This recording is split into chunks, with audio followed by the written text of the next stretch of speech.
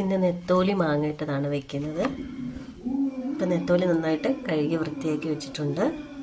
അതിൻ്റെ കൂടെ മാങ്ങ, മുരിങ്ങക്ക. മാങ്ങ നല്ല പുളിയുള്ളതാണ്, അതുകൊണ്ട് തന്നെ കുറച്ച് പുളി അരച്ചാൽ മതി. നമ്മൾ നല്ല പുളിയുള്ള മാങ്ങ, പുളി അരച്ചിട്ടില്ലെങ്കിലും കുഴപ്പമില്ല, നല്ല പുളിപ്പുണ്ട്. ഞാൻ കഴിച്ചു നോക്കി, നല്ല പുളിപ്പുള്ള മാങ്ങയാണ്.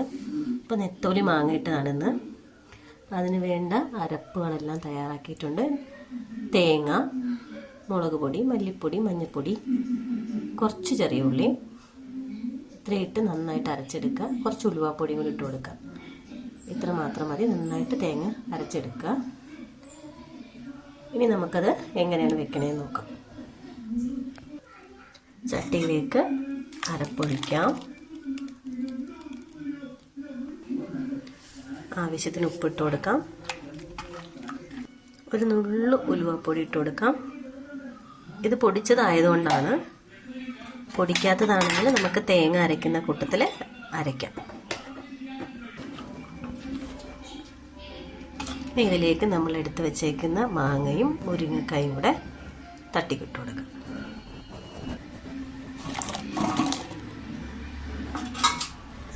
ഇതിലേക്ക് ഒരു ചെറിയ തക്കാളിയും കൂടി ഇട്ട് കൊടുത്തു. ഇനി ഇത് നമുക്ക് ഗ്യാസിലേക്ക് വെക്കാം. ഗ്യാസിലേക്ക് വെച്ചു. ഇനി ഒരു പച്ചമുളകും കൂടെ കട്ട് ചെയ്തിട്ട് കൊടുക്കാം. നന്നായിട്ട് തിളച്ചതിന് ശേഷം നമ്മൾ മീൻ ഇതിനകത്തേക്ക് ഇടുക. ഇട്ട് അടച്ച് വെച്ച് കുറച്ച് നേരം കൂടെ ഒന്ന് നന്നായി വെന്ത് വരുമ്പോൾ നമുക്ക് ഗ്യാസ് ഓഫ് ചെയ്യാം. ഇനി മീനില്ലാത്തൊരു സാഹചര്യം വന്നാലും നമുക്ക് ഈ കറി വെക്കാം, ഇങ്ങനെ തന്നെ വെക്കാം. കാരണം മീനില്ലാതെ തന്നെ നമുക്ക് മീനില്ലാതെ വന്നു കഴിഞ്ഞാൽ എന്തെങ്കിലും ഒരു കറി വെക്കണം എന്ന് തോന്നിക്കഴിഞ്ഞാൽ ഇത്ര മാത്രം മതി. മുരിങ്ങക്ക, തക്കാളി, തേങ്ങ നമ്മൾ മീൻ അരയ്ക്കുന്നത് പോലെ തന്നെ എല്ലാ പൊടികളും ചേർത്ത് അരയ്ക്കുക. അരച്ചതിന് ശേഷം മുരിങ്ങക്കയും മാങ്ങയും പച്ചമുളകും തക്കാളിയും ഇട്ട് നന്നായി വേവിച്ചെടുക്കാം. ലാസ്റ്റ് ഇത്തിരി ഒരു വെളിച്ചെണ്ണയും കൂടെ ഒഴിച്ച് എടുക്കാം. അപ്പം ഇതിപ്പോൾ നമ്മൾ മീനില്ലാതെ മീൻ കറിയാവും. എന്നുവെച്ചാൽ നല്ല ടേസ്റ്റാണ്. മീനില്ലാത്തൊരു സാഹചര്യത്തിലാണെങ്കിൽ നമുക്ക് ഈ കറി വെക്കാം.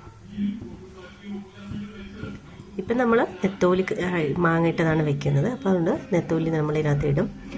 കുറച്ച് നേരം കഴിഞ്ഞ് ഇതൊന്ന് തിളച്ചതിന് ശേഷമാണ് ഇതിനകത്തേക്ക് ഇടുക.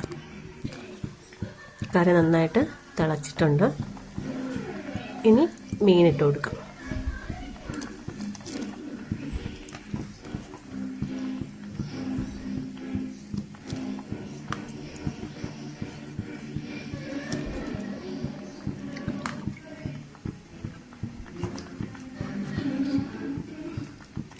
ഇത് രാവിലെ നാളെ ഇന്ന് കഴിക്കുന്നേക്കാൾ കൂടുതൽ ടേസ്റ്റാണ് നാളെ രാവിലെ കഴിക്കാനായിട്ട്.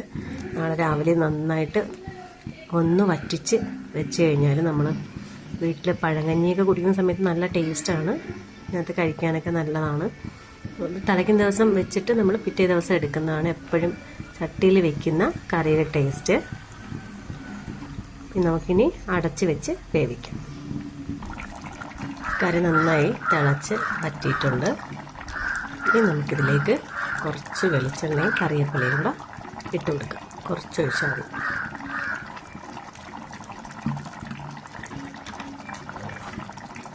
കുറച്ച് കറിവേപ്പിലയും കൂടെ ഇട്ട് കൊടുക്കാം.